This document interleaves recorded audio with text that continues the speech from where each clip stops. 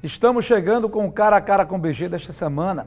A nossa entrevistada é psicóloga, é neta de Câmara Cascudo e diretora do instituto que leva o nome dele.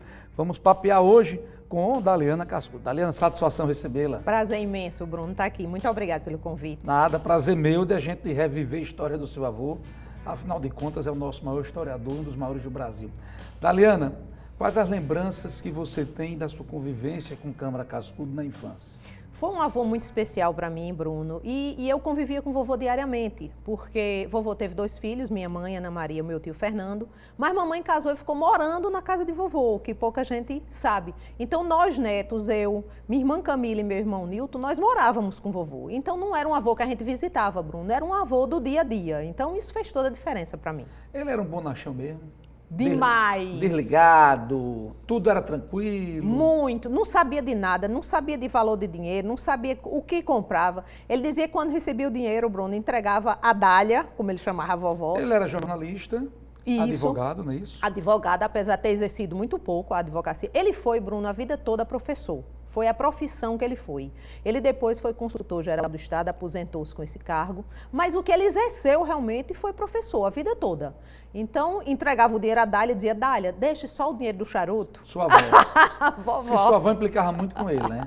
Implicava não, ela era cuidadosa com ele e ele era obediente com ela, mas fazia o que queria também, né? Era muito extrovertido e era muito aberto a todos que o visitavam, Bruno. Os políticos visitavam muito a casa de sua avó. Todo mundo o visitava. Você falou agora de políticos, e eu lembro, eu criança, a gente testemunhava essas coisas, Bruno, mas nunca me causou estranheza. Talvez porque na minha cabeça de criança, acho que avô era tudo assim, né? E aí, quando Figueiredo teve visitando... Ele tem uma frase célere, que o pai educa e o avô deseduca, Deseduca, né? E ele seguia essa máxima com a gente Esculhambava total. mesmo. Tudo.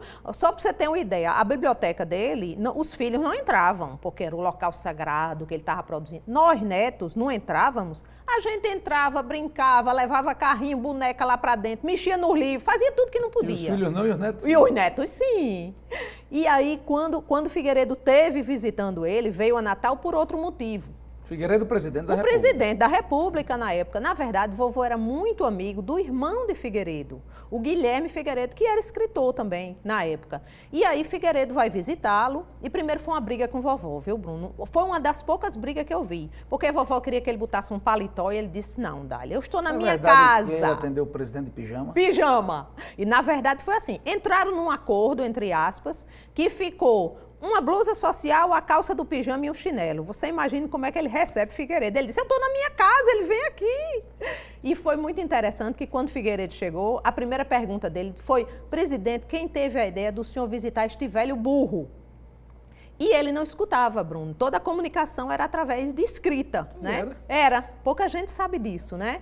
Na década de 60 ele teve uma otite e essa otite progrediu, não foi curada e ele terminou ficando surdo e detestava aparelho de audição. Pense um negócio que ele detestava. Porque naquele tempo não era muito bom e ele dizia que zumbia e que ele saía do ar. Com o aparelho de repente ficava mudo. E aí ele pergunta, Figueiredo, quem teve a ideia do senhor visitar este velho burro? E Figueiredo responde por escrito para ele num papel que a gente tem no nosso acervo Vocês do guardaram Instituto. Guardamos, está digitalizado. E qual foi a resposta de Figueiredo? A cabeça de Figueiredo às vezes tem boas ideias. Daliana, estamos completando, acredito, 32 anos da morte do seu avô. Isso. Né? Muita gente nova não tem a dimensão exata que foi Câmara Cascudo para o Rio Grande do Norte. Você como neta e você como diretora do Instituto, esse reconhecimento é na altura do talento e do que ele representa para o Rio Grande do Norte, para o Brasil? A gente sempre acha pouco, né, Bruno? A gente sempre acha pouco. E a gente tem 2 situações aqui, com o nosso público potiguar, muito interessante. O potiguar, de forma geral, não visita muito museu. E exatamente por essa questão, não vai muito no Instituto Câmara Cascudo. O turista vai, apesar de ir saindo do seu pacote de viagem, de turismo, porque, infelizmente, a gente não tem um roteiro cultural estabelecido na nossa cidade. O museu, o Instituto Câmara Cascudo, não está em nenhum roteiro turístico do Rio Grande do Norte? Nenhum. E a gente... Quer dizer que o turista, quando vai lá, é porque gosta, conhece, lê o livro, resolve e vai sozinho? Isso. Mas, Bruno, a gente não está porque simplesmente esse roteiro cultural não existe, inexiste, né? O roteiro turístico nosso oferecido normalmente é um roteiro de praia. Então, não existe uma visitação aos pontos culturais da cidade, às instituições culturais. Então, o turista vai sozinho, vai porque já leu Cascudo, vai porque sabe que aqui é terra de Cascudo. E o Potiguar, a nossa grande visitação são escolas. Então, assim, o nosso grande público é a escola, tanto pública como privada, visita o Instituto muito. Então, talvez essa geração que venha por aí, que está se formando agora, seja uma geração que vai conhecer mais Cascudo. Eu conheci o Instituto, já estive lá algumas vezes, a última vez para conversar com você 2 anos atrás, 3 anos, e sempre aquelas cadeiras de balanço estão lá conservadas e bem cuidadas. Isso. Quem era que frequentava a Casa de Cascudo, da Sociedade Potiguar, que estava lá constantemente? Olha, o meu depoimento, Bruno, já é um depoimento de vovô aposentado. Então, assim, a rotina que eu posso lhe dizer que ele tinha, ele já estava aposentado da universidade, e a rotina dele era interessante, Bruno. Ele escrevia a noite toda, era o momento que ele era mais. Ele trocava a noite pela manhã, né? Trocava. Ia dormir quase manhã e dormia a manhã toda. Ia dormir de manhã, e não podia nem acordar. Não. Né? Dormia a manhã inteira, não tomava café, já almoçava de meio-dia. E à tarde sempre era reservada para receber quem você puder imaginar. Então, se dizia que quem vinha Natal tinha que visitar 2 monumentos, o Forte do Rei Mago e Câmara Cascudo. Então, quem você puder imaginar vinha a Natal. Até uma visita muito interessante, até Roberta Close, quando veio fazer um desfile aqui, mamãe organizava muito desfile de moda, foi conhecê-lo, foi visitá-lo. E vovô era uma pessoa que não se espantava com absolutamente nada. E era uma pessoa, dizia que a inteligência era a capacidade de adaptação. Então, ele era totalmente adaptado. Então, era desde um estudante que vinha perguntar a ele pela 10ª vez o dia que ele tinha nascido, os livros dele, ele recebia, até um presidente da República. Então, era uma visitação constante, principalmente nesse período da tarde. Vocês estão no Casarão desde sempre ali, virou ponto turístico, como você disse, virou a sede do Instituto. Isso. O Casarão passou por um momento dramático, alguns anos atrás, foi capa de jornal, infestou de cupim, arriscava até cair. Verdade. Não é? Verdade. Como foi que se deu a primeira restauração e qual é a luta de vocês para manter? Cascudo dá dinheiro? Não, dá trabalho. Dá trabalho, mas é um trabalho bom. Quer dizer que todos esses livros publicados, por exemplo, vocês já receberam visitas de estrangeiros, consulta de estrangeiros? Sim. A literatura de Cascudo está pelo mundo, Daliana? A literatura de Câmara Cascudo está pelo mundo e a gente recebe muito, Bruno. Mas assim, a casa ela passou por um processo. Então, vovô faleceu em 86, o processo da casa foi esse. A gente morava lá e depois disso, vovó ficou morando na casa e só faleceu 11 anos depois, em 97. Até 86 você estava morando lá, a família toda? Sim. Eu já tinha casado, mamãe já tinha saído, mas morava vovô, e era uma casa que a gente frequentava diariamente. Então, com o falecimento dele em 86, vovó continuou morando na casa.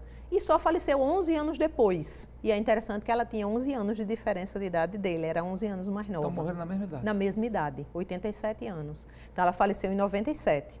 E depois ficou aquela questão da casa, se vai ser restaurada, se o Estado vai comprar. A gente, mamãe, a gente tinha muito desejo de fazer uma instituição e que ela permanecesse com a gente. Então, papai e mamãe terminaram comprando, adquirindo do meu tio a parte dele, do acervo da casa, e a gente criou o Instituto Câmara Cascudo.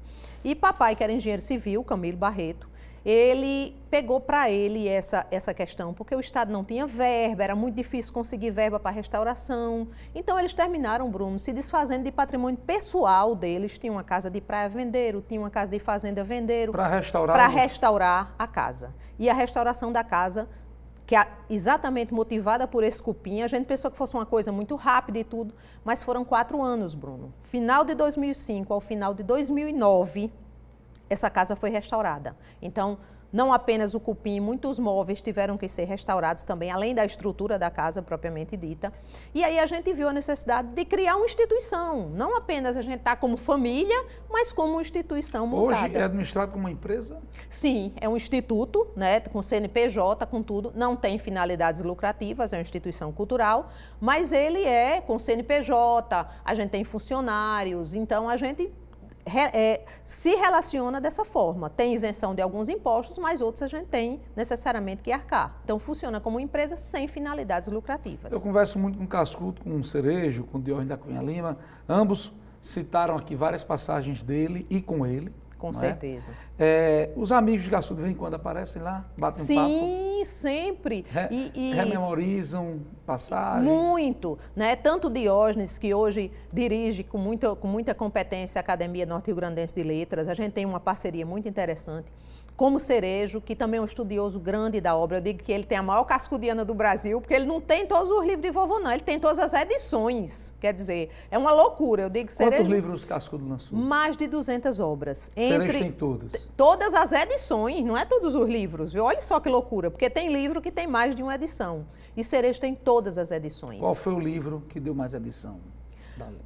Contos tradicionais do Brasil. Interessante. Você conta da história do Brasil, né? Do jeito dele. Na verdade, são as histórias que são contadas oralmente e que ele não... muita gente, Bruno, acha que ele escreveu as histórias. Não, na verdade, ele escutou oralmente essas histórias e registrou. São histórias da tradição oral. Já vai com quantas edições? Já tem mais de 13 edições. E o Dicionário do Folclore Brasileiro também, que tem 12 edições, mais várias reimpressões. Então, é um livro escrito em 54, né? A gente está em 2018 e ainda é um livro de referência no assunto cultura popular. Voltando para aquela questão do estrangeiro, foi lançado no estrangeiro? A gente reedita a obra de vovô a cunho nacional com a Global Editora de São Paulo e a gente já tem algumas edições de obras dele em espanhol, lançadas fora. A gente quer muito também abrir esse caminho no mercado americano, francês. Precisa de parcerias para que a gente consiga realizar isso. Mas hoje com a internet, Bruno, a gente recebe perguntas e indagações e envia material de todos os locais. O site é bem visitado? Muito visitado. Então a gente já recebeu da Itália uma moça que estava pesquisando sobre Hermano Stradelli, que é motivo de um livro de vovô. A gente já recebeu da África também outra pesquisadora que já remete à história da alimentação, porque ele esteve lá pesquisando a alimentação. Então, a internet termina nos ajudando muito nisso. Ele comia muito, né? Gostava demais, mas era um bom garfo e só também. Comida gorda, né? Só light, né? Só light. Mas gostava muito também no peixe, viu? Era muito. Gostava. Ele ia muito no Canto do Mangue, né? Demais, gostava muito. Não só ele ia no Canto do Mangue, como eu lembro muito que o Canto do Mangue vinha ele. Vinha ele da seguinte forma.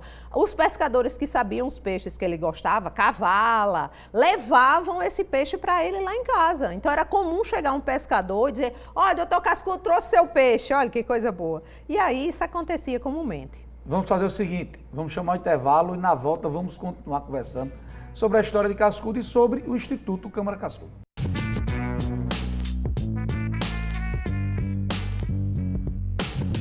Estamos de volta com o Cara a Cara com o BG desta semana, conversando com Daliana Cascudo sobre a história de Câmara Cascudo, detalhes da vida dele e sobre o Instituto.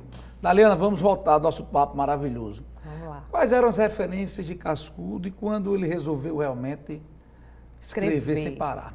Olha, é interessante, Bruno, que perguntaram a ele, ô Cascudo, como é que você resolveu, como escolheu estudar o folclore? Era interessante porque não era uma ciência na época, né? Pra gente hoje é uma coisa assim, um objeto de estudo, mas não era na época. E ele dá uma resposta maravilhosa. Ele responde essa pergunta que você está me fazendo. Ele diz, eu não escolhi, o folclore me escolheu. Então, na verdade, quando ele diz o folclore me escolheu, aí é uma interpretação minha. Eu acho que quem foi determinante nessa escolha dele foi o sertão. Interessante. Apesar dele ter nascido aqui em Natal, ele ia muito para Campo Grande, que era a cidade natal dos pais. Augusto Severo, Augusto Severo. E pouca gente sabe, Bruno, que na verdade ele teve mais 3 irmãos, todos falecidos, muito crianças de difteria, de croup. Então você imagine uma família que tem 4 filhos e perde 3. Como é que esse único é criado, né? Então ele aqui em Natal era criado cheio de cuidado, não podia tomar sereno, não podia subir em árvore, como ele diz. Mas quando ia para o sertão, Bruno, fazia tudo que não podia fazer aqui. Tudo. Daliana, pouca gente sabe, Cascudo foi amigo de Ariano Suassuna, de Gilberto Freire, e conviveu com esses historiadores, folcloristas famosos do Brasil todo. Ariano morreu há poucos anos, era mais novo do que Cascudo. Verdade. Já imaginou Cascudo nos dias atuais, com internet e smartphone? Quantas tiradas maravilhosas não teria dele, como tem de Ariano, verdade, com aquelas frases? Porque ele tem muitas frases emblemáticas. Muitas. Ele com certeza teria um blog, estaria escrevendo hoje num blog, né? Como escrevia as famosas atas de urna, que eram artigos de jornal, escreveu mais de quase 3 mil, né?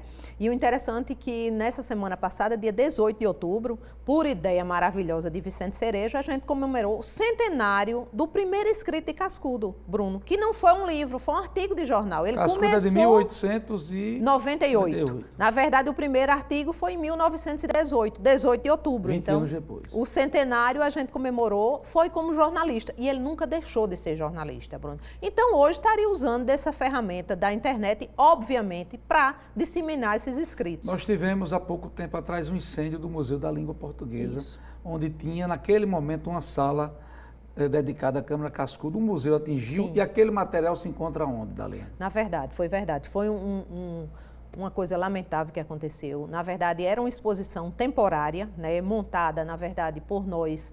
Foi uma parceria do Instituto Câmara Cascudo com a Casa da Ribeira. Foi um projeto que foi aprovado na Lei Rouanet e a gente teve que fazer a captação de recursos disso. E foi feita toda uma exposição, era uma exposição temporária, que ia ficar 4 meses, ficou 2, porque houve um incêndio, apesar de ter tido um público muito bom. E o que a gente queria fazer era justamente mostrar esse cascudo, né, na maior capital, e o Museu da Língua Portuguesa é o segundo maior museu da América Latina, um museu maravilhoso, que ficou lá esse período, infelizmente eu ouvi isso. O material voltou para cá? Não, o material foi todo perdido no Quer dizer que o incêndio atingiu... Destruiu toda a exposição, que graças a Deus, na época, foi um motivo de muita preocupação. Eu recebi muita ligação, muita mensagem de pessoas, porque achavam que lá estava o acervo original de vovô. Na verdade, eram réplicas, não foi nada original, porque foi reproduzido o birô dele, a cadeira, a rede, a máquina, mas nada era original. Ainda bem. Graças a Deus, a gente optou por fazer réplicas. Qual a peça de Cascudo mais importante em termos de folclore e de história, Daliana? Eu acho que é a Hamilton dele, é a máquina Hamilton, A máquina. né? Funciona ainda hoje? Ainda. Ele era dedógrafo, viu, Bruno? Ele escrevia só com esses 2 dedinhos indicadores. E essa Hamilton é da década de 40, e é interessante que quando ela começou a ficar ruim, difícil, ela foi trocada por um IBM elétrica, que ele detestava. Porque batia com a mesma força e essa máquina realmente não o atendia. Eu acho que, historicamente, apesar da casa toda ter muitas peças interessantes e relevantes, para mim, eu acho que a máquina, simbolicamente, é a peça mais importante. Para você, como diretora do Instituto, qual é a que lhe traz mais, que causa mais saudade, e para você, qual é a mais importante? A cadeira de balanço, Bruno, aonde ele ficava, onde ele fumava. São várias, né? São várias, né? Normalmente tem 2, aonde uma ele ficava, a outra a vovó, fumando o charuto dele, que era um motivo de introspecção para ele, de lembrança. E a lembrança mais forte que eu tenho dele é exatamente nessa cadeira de balanço. Ele tem ideologia política, Daliana? Ele era muito desencantado com política, vamos dizer assim. Naquela época, você imagina. Já pensou hoje? E pouca gente sabe, Bruno, foi deputado estadual, você sabia disso? Não sabia. A gente participou de uma exposição Quando a Assembleia era na frente da casa dele? Não, no Setembro Cidadão a gente participou de uma exposição que falava isso. Na verdade, ele foi deputado estadual, foi em 1930. O que aconteceu? Veio a Revolução de 30 e todas as assembleias foram fechadas. Inclusive, então todo mundo foi destituído dos seus cargos. E ele, com todo bom humor, Bruno, ele não perdia a piada. Ele disse que o mandato dele só durou 3 dias e que não teve tempo nem de salvar, nem de perder o Brasil. Daliana, o Instituto sobrevive de quê? Como é que vocês mantêm o Instituto? Mantendo isso, muita gente pode não ter ideia, mas você manter um acervo dá um trabalho imenso. Verdade. Tem que ter um cuidado extremo. Como é que vocês conseguem manter o Instituto? Exato. O Instituto dá lucro, vocês investem, como é administrado o Instituto? Olha, é uma luta pessoal nossa, era do meu pai e de minha mãe, que já estão encantados, agora nossa, minha e dos meus irmãos, para manter a instituição. A instituição é privada, não tem nenhum tipo de subsídio, seja municipal, nem estadual e nem federal, para sua manutenção. É uma luta muito grande. E a gente tem a cobrança de uma entrada, que é uma entrada totalmente simbólica, é R$5 adulto, R$2,50 estudante, mas a gente não cobra, Bruno, por filosofia, por preceito, para honrar a memória de vovô, a gente não poderia nunca cobrar de escola pública e de projeto social, então a gente não cobra.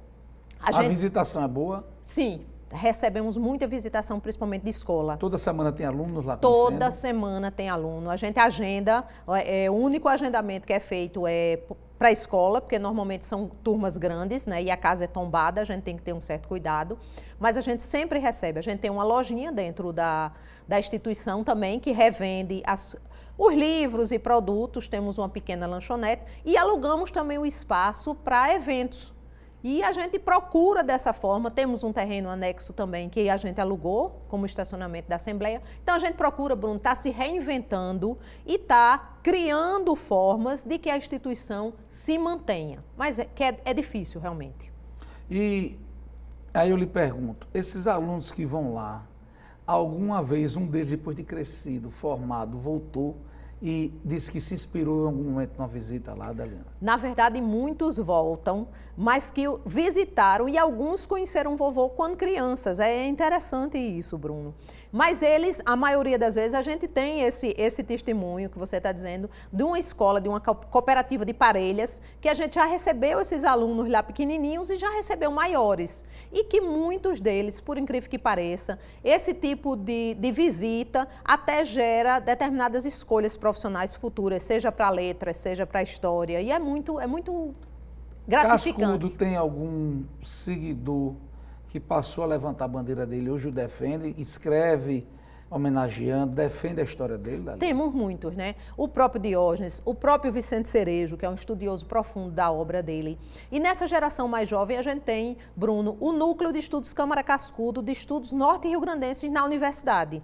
E lá a gente não pode, tem vários pesquisadores de áreas distintas que estudam Cascudo e sua obra. E a gente tem o professor Humberto Hermenegildo, que estuda principalmente a relação de Cascudo com o modernismo, e outros estudiosos do núcleo que também estudam, seja através da literatura, seja através da alimentação, como a professora Julie Cavinhada, de antropologia.